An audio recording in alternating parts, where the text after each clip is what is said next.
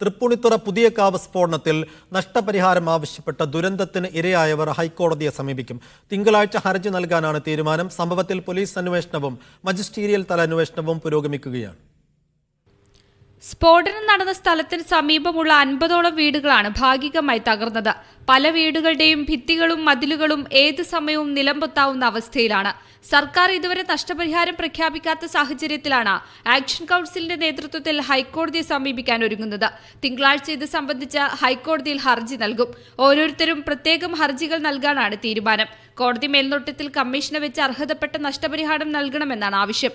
വീട് കംപ്ലീറ്റ് തകർന്നു പോയിരിക്കുകയാണ്. ഫൗണ്ടേഷൻ അടക്കം പോയേക്കാണ്, ഞെരിഞ്ഞിരിക്കുകയാണ്. എല്ലാ ജനലും 36 പാളി ജനലും പോയിരിക്കുകയാണ്. എൻ്റെ വീടിനകത്തെ കംപ്ലീറ്റ് സാധനങ്ങളും നഷ്ടപ്പെട്ടിട്ടുണ്ട്. എന്താ അതിനൊരു വഴി എങ്ങനെ സാധിക്കും എന്നാണ് എൻ്റെ കണക്കൂട്ടൽ. ഇപ്പോൾ സംഭവത്തിൽ മജിസ്റ്റീരിയൽ തല അന്വേഷണവും പോലീസ് അന്വേഷണവും പുരോഗമിക്കുകയാണ്.